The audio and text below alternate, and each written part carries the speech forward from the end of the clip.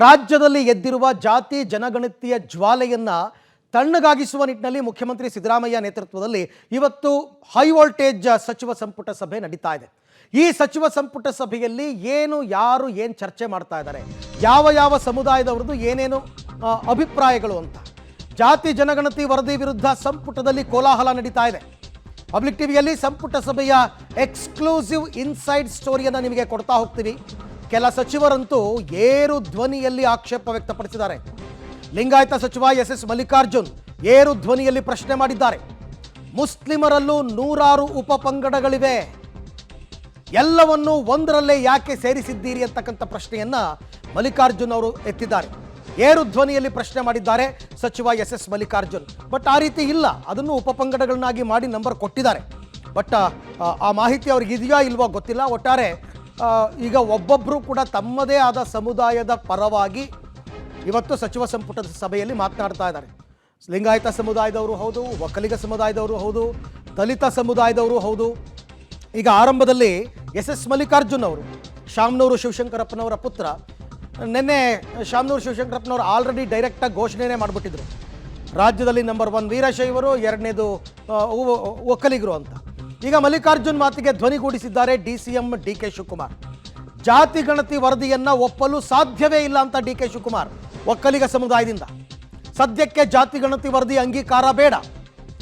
ಒಕ್ಕಲಿಗರು ಮತ್ತು ಲಿಂಗಾಯತ ಸಚಿವರು ಒತ್ತಾಯವನ್ನ ಮಾಡ್ತಾ ಇದ್ದಾರೆ, ಸದ್ಯಕ್ಕೆ ಡೇಟಾ ರಿಲೀಸ್ ಮಾಡಬೇಡಿ. CM ಮುಂದೆ ಸಚಿವರುಗಳು ಒತ್ತಾಯವನ್ನ ಮಾಡ್ತಾ ಇದ್ದಾರೆ. ಯಾವುದೇ ಕಾರಣಕ್ಕೂ ಪಬ್ಲಿಕ್ ಡೊಮೈನ್ಗೆ ಬರಬಾರ್ದು. ಅದು ಜಾತಿ ಗಣತಿ ಬಗ್ಗೆ ಸಂಪುಟ ಸಭೆಯಲ್ಲಿ ಯಾವುದೇ ನಿರ್ಣಯ ಇಲ್ಲ. ಓಕೆ, ಜಾತಿ ಗಣತಿ ಬಗ್ಗೆ ಸಂಪುಟ ಸಭೆಯಲ್ಲಿ ಯಾವುದೇ ನಿರ್ಣಯ ಇಲ್ಲ. ಮುಂದಿನ ಸಂಪುಟ ಸಭೆಯಲ್ಲಿ ಚರ್ಚೆ ಮಾಡೋದಕ್ಕೆ ನಿರ್ಧಾರವನ್ನು ಮಾಡಿದ್ದಾರೆ. ಹಾಗಾದರೆ ಇದು ಇನ್ನಷ್ಟು ರಾಜ್ಯದಲ್ಲಿ ಚರ್ಚೆಗೊಳಪಡಬೇಕು ಜನಸಾಮಾನ್ಯರ ನಡುವೆ. ಸದ್ಯಕ್ಕಂತೂ ಯಾವುದೇ ನಿರ್ಣಯ ಇಲ್ಲ ಅಂತಕ್ಕಂಥ ತೀರ್ಮಾನಕ್ಕೆ ಬಂದಿದ್ದಾರೆ. ಬಹುತೇಕ ಎಲ್ಲರೂ ಹೇಳಿದ್ದು ಇವತ್ತು ತೀರ್ಮಾನ ಮಾಡಿಬಿಡ್ತೀವಿ, ಯಾರಿಗೂ ಅನ್ಯಾಯ ಮಾಡಲ್ಲ ಅಂತೆಲ್ಲ ಹೇಳಿದ್ರು. ಬಟ್ ಯಾವಾಗ ತೀವ್ರ ಪ್ರತಿರೋಧ ವ್ಯಕ್ತವಾಯಿತು ಕೆಲವು ಸಚಿವರಿಂದ, ಹಾಗಾಗಿ ಎಲ್ಲರ ಅಭಿಪ್ರಾಯವನ್ನು ಬರವಣಿಗೆಯಲ್ಲಿ ನೀಡೋದಕ್ಕೆ CM ನಿರ್ಧಾರ ಮಾಡಿದ್ದಾರೆ. ಜಾತಿ ಗಣತಿ ಬಗ್ಗೆ ಇವತ್ತಿನ ಸಂಪುಟ ಸಭೆಯಲ್ಲಿ ಯಾವುದೇ ನಿರ್ಧಾರ ಇಲ್ಲ. ಮುಂದಿನ ಸಂಪುಟ ಸಭೆ ಅಂದರೆ ಮುಂದಿನ ಗುರುವಾರನೋ ಶುಕ್ರವಾರನೋ ಕರೀತಾರೆ. ಆಗ ಎಲ್ಲರ ಅಭಿಪ್ರಾಯವನ್ನು ಬರವಣಿಗೆಯಲ್ಲಿ ಕೊಡಿ ಅಂತ ಕೇಳಿದರೆ. ಕೇವಲ ಚರ್ಚೆಗಷ್ಟೇ ಸೀಮಿತವಾಗಿದೆ ಸಂಪುಟ ಸಭೆ. ಇಲ್ಲ, ಎಲ್ಲ ಪಾಸಿಟಿವ್ ಆಗಿ ಚರ್ಚೆ ಆಗಿದೆ. ಲಿಂಗಾಯತ ಮತ್ತು ಒಕ್ಕಲಿಗ ಸಮುದಾಯ ವಿರೋಧ ಪರ ಅನ್ನೋ ಪ್ರಶ್ನೆ ಬರೋದಿಲ್ಲ. ಅಲ್ಲಿ ನಿಮ್ಮ ಅಭಿಪ್ರಾಯ ಕೊಡಿ ಅಂತ ಮುಖ್ಯಮಂತ್ರಿಗಳು ಎಲ್ಲ ಮಂತ್ರಿಗಳಿಗೂ ಕೂಡ ಹೇಳಿದ್ದಾರೆ. ರೈಟಿಂಗಲ್ಲಾದರೂ ಕೊಡಿ ಅಥವಾ ಓರಲ್ ಆಗಾದರೆ ಕೊಡಿ ಅಂತ ಕೇಳಿದ್ದಾರೆ.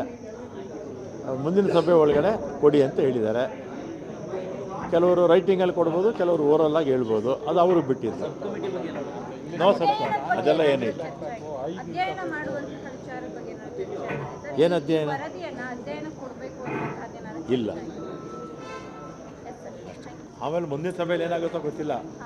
ಮುಂದಿನ ಸಭೆಯಲ್ಲಿ ಏನಾಗುತ್ತೋ ಗೊತ್ತಿಲ್ಲ. ನಮ್ಮ ಅಭಿಪ್ರಾಯ ಕೊಡಿ ಅಂತ ಕೇಳಿದ್ದಾರೆ.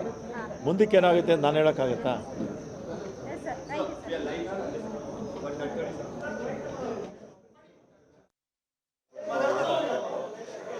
ಎಲ್ಲ ಬರ್ಕೊಡಿ. ಯಾರು ಹೇಳ್ತಾ CM ಹೇಳಿದ್ದ? ಇನ್ನೊಂದು ಮೀಟಿಂಗ್ ಇದೆ. ಒಂಚೂರು ಈ ಕಡೆ ಬನ್ನಿ ಸರ್.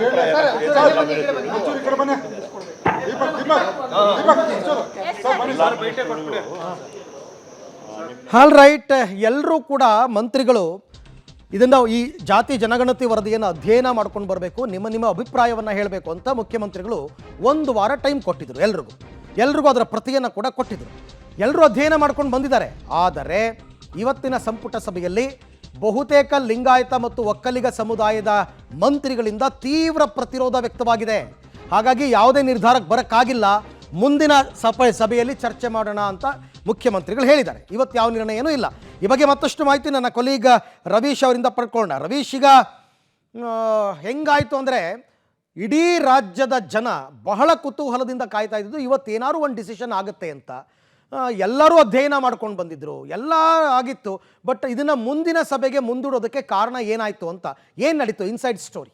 ಅರವಿಂದ್, ಪ್ರಮುಖವಾಗಿರ್ತಕ್ಕಂಥದ್ದು ಜಾತಿ ಗಣತಿಯ ವಿಚಾರವಾಗಿ ಕ್ಯಾಬಿನೆಟ್ನಲ್ಲೇ ಕೂಡ ಅಹಿಂದ ಸಚಿವರು ವರ್ಸಸ್ ಎಲ್ಲೋ ಒಂದು ಕಡೆ ಲಿಂಗಾಯತ ಒಕ್ಕಲಿಗರ ಸಚಿವರ ನಡುವೆ ಭಿನ್ನಾಭಿಪ್ರಾಯ ತಲೆದೋರ್ಬೋದಾ ಅನ್ನೋದು ರೀತಿಯಲ್ಲಿ ಕೂಡ ಒಂದು ರೀತಿಯಲ್ಲಿ ಕುತೂಹಲ ಇತ್ತು. ಹಾಗಾಗಿ ನಿರೀಕ್ಷೆಯಂತೆ ಅದೇ ರೀತಿ ಕ್ಯಾಬಿನೆಟ್ ಒಳಗಡೆ ಆ ಒಂದು ಚರ್ಚೆ ಮತ್ತು ಒಂದು ರೀತಿಯಲ್ಲಿ ಭಿನ್ನ ಅಭಿಪ್ರಾಯ ಕೂಡ ವ್ಯಕ್ತ ಆಗಿದೆ ಅಂತ ಹೇಳಲಾಗ್ತಾ ಇದೆ. ಪ್ರಮುಖವಾಗಿರ್ತಕ್ಕಂಥದ್ದು ಜಾತಿ ಗಣತಿಯನ್ನು ಈ ಸಂದರ್ಭದಲ್ಲಿ ಸ್ವೀಕಾರ ಮಾಡಬಾರ್ದು ಮತ್ತು ಯಾವುದೇ ರೀತಿಯ ತೀರ್ಮಾನಗಳನ್ನು ತೆಗೆದುಕೊಳ್ಬಾರ್ದು, ಅಂಕಿಅಂಶಗಳಲ್ಲಿ ಸಾಕಷ್ಟು ವ್ಯತ್ಯಾಸಗಳಿದೆ ಅಂತಲೂ ಕೂಡ ಆ ಒಂದು ಲಿಂಗಾಯತ ಸಮುದಾಯದ ಮತ್ತು ಒಕ್ಕಲಿಗ ಸಮುದಾಯದ ಕೆಲ ಸಚಿವರು ಕೂಡ ಪ್ರಸ್ತಾಪ ಮಾಡಿದರು. ಅದಕ್ಕೆ ಅಹಿಂದ ಒಂದು ವರ್ಗದ ಕೆಲ ಸಚಿವರು ಆಕ್ಷೇಪವನ್ನು ವ್ಯಕ್ತಪಡಿಸಿದ್ರು. ಅಂದರೆ ಕಾಂಗ್ರೆಸ್ನ ಪಾಲಿಸಿಯೇ ಜಾತಿ ಗಣತಿ ಮಾಡಬೇಕು ಅಂತ, ಪ್ರಣಾಳಿಕೆಯಲ್ಲೂ ಕೂಡ ಜಾತಿ ಗಣತಿ ಮಾಡ್ತೀವಿ ಅಂತ ಕೂಡ ಹೇಳಿದ್ದೇವೆ. ಇಂತಹ ಸಂದರ್ಭದಲ್ಲಿ ಹಿಂದೇಟು ಹಾಕೋದು ಸರಿಯಲ್ಲ, ಇದು ಜಾರಿಗೆ ತರಬೇಕಾಗತ್ತೆ. ಆದರೆ ಯಾವ ರೀತಿ ಜಾರಿಗೆ ತರಬೇಕು ಅನ್ನೋದನ್ನ ಕೂತು ಚರ್ಚೆ ಮಾಡಿ ತೀರ್ಮಾನ ಮಾಡಿ ಅಂತ ಕೂಡ ಅವರು ಆಕ್ಷೇಪವನ್ನು ವ್ಯಕ್ತಪಡಿಸಿದ್ರು. ಅಂದರೆ ಇಲ್ಲಿ ಎಲ್ಲ ಒಂದು ಕಡೆ ಲಿಂಗಾಯತ ಮತ್ತು ಒಕ್ಕಲಿಗ ಸಚಿವರು ಇದಕ್ಕೆ ಆಕ್ಷೇಪವನ್ನು ವ್ಯಕ್ತಪಡಿಸಿ ಜೊತೆಗೆ ಇದನ್ನು ಬೇಡ ಅಂತ ವಿರೋಧ ಮಾಡಿದ್ರೆ ಅಹಿಂದ ಸಚಿವರು ಇಲ್ಲ ಜಾರಿ ಮಾಡಲೇಬೇಕು ಅಂತ ಈ ಸಂದರ್ಭದಲ್ಲಿ ಒಂದು ರೀತಿಯಲ್ಲಿ ಏರು ಧ್ವನಿಯ ಮಾತುಕತೆ ಕೂಡ ಆಗಿದೆ ಅಂತ ಹೇಳಲಾಗ್ತಾ ಇದೆ. ಅದರಲ್ಲೂ ಕೂಡ ಎಸ್ ಮಲ್ಲಿಕಾರ್ಜುನ್ ಅವರು ಒಂದು ಸಚಿವರು ಎಸ್ ಮಲ್ಲಿಕಾರ್ಜುನ್ ಲಿಂಗಾಯತ ಸಮುದಾಯದವರು, ಅವರು ನಮ್ಮ ಸಮುದಾಯದ ಒಂದು ಸಂಖ್ಯೆ ಏನಿದೆ ಅದು ಸರಿ ಇಲ್ಲ, ಹಾಗಾಗಿ ಇದು ಬೇಡ ಈ ಜಾತಿ ಗಣತಿ ಅಂತ ಕೂಡ ತಿರಸ್ಕಾರ ಮಾಡಬೇಕು ಅಂತ ಕೂಡ ಹೇಳಿದ್ರು. ಆದರೆ ಈ ಮಧ್ಯೆ ಅದನ್ನು ಸರಿಪಡಿಸೋದಕ್ಕೆ ಸಾಕಷ್ಟು ಅಂಶಗಳಿದೆ, ಅದನ್ನು ಸರಿಪಡಿಸೋದಕ್ಕೂ ಕೂಡ ಒಂದು ರೀತಿಯಲ್ಲಿ ಅವಕಾಶಗಳಿದೆ ಅಂತ ಸಂತೋಷ್ ಲಾಡ್ ಅಭಿಪ್ರಾಯವನ್ನು ವ್ಯಕ್ತಪಡಿಸಿದಾಗ ಮಲ್ಲಿಕಾರ್ಜುನ್ ಅವರ ಒಂದು ಇದಕ್ಕೆ ಪ್ರಸ್ತಾಪಕ್ಕೆ ಡಿ ಕೆ ಶಿವಕುಮಾರ್ ಅವರು ಕೂಡ ಧ್ವನಿಗೂಡಿಸಿದ್ದಾರೆ ಅಂತ ಹೇಳಲಾಗ್ತಾ ಇದೆ. ಹಾಗಾಗಿ ಈ ಸಂದರ್ಭದಲ್ಲಿ ಏರು ಧ್ವನಿಯಲ್ಲೇ ಪರಸ್ಪರ ವಾಗ್ವಾದವೂ ಕೂಡ ನಡೆದಿದೆ ಸಚಿವ ಸಂಪುಟ ಸಭೆಯಲ್ಲಿ ಅಂತ. ಆ ಕಾರಣಕ್ಕೋಸ್ಕರವಾಗಿ ಯಾವುದೇ ರೀತಿಯ ತೀರ್ಮಾನವನ್ನು ಮಾಡದೆ ಚರ್ಚೆಯೂ ಕೂಡ ಸಂಪೂರ್ಣವಾಗಿ ಮಾಡಿದೆ, ಚರ್ಚೆಯೂ ಕೂಡ ಅಪೂರ್ಣ ಆಗಿದೆ, ಪೂರ್ಣಗೊಂಡಿಲ್ಲ ಚರ್ಚೆಯೂ ಕೂಡ. ಹಾಗಾಗಿ ಮುಂದಿನ ಕ್ಯಾಬಿನೆಟ್ಗೆ ಅಂತ ಹೇಳಿದರೆ ಮುಂದಿನ ಕ್ಯಾಬಿನೆಟ್ ಬರ್ಬೋದು ಅಥವಾ ಬರದೇ ಇರ್ಬೋದು. ಆ ಕಾರಣಕ್ಕೋಸ್ಕರ ಯಾಕೆಂದ್ರೆ ಮುಂದಿನ ಕ್ಯಾಬಿನೆಟ್ ಮಲೆ ಮಹದೇಶ್ವರ ಬೆಟ್ಟದಲ್ಲಿ ವಿಶೇಷ ಕ್ಯಾಬಿನೆಟ್ ನಡೆಯುವಂಥದ್ದು.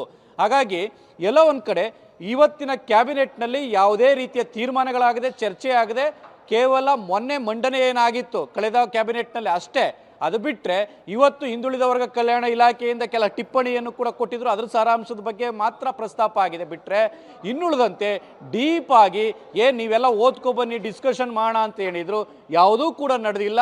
ಕೇವಲ ಏರು ಧ್ವನಿಯಲ್ಲಿ ಪರಸ್ಪರ ಒಂದು ರೀತಿಯಲ್ಲಿ ಮಾತುಕತೆ ನಡೆದಿದೆ ಅಷ್ಟೇ ಹೊರತು ಯಾವುದೇ ರೀತಿಯ ಅಧ್ಯಯನದ ಚರ್ಚೆ ನಡೆದಿಲ್ಲ. ಹಾಗಾಗಿ ಮುಂದಿನ ಕ್ಯಾಬಿನೆಟ್ಗೆ ಶಿಫ್ಟ್ ಮಾಡಿದ್ದಾರೆ. ಮುಂದಿನ ಕ್ಯಾಬಿನೆಟ್ನಲ್ಲಾದರೂ ಇದನ್ನು ತರ್ತಾರಾ ಇಲ್ವಾ ಅನ್ನೋದು ಕೂಡ ಕಾದು ನೋಡಬೇಕು. ಅರವಿಂದ್.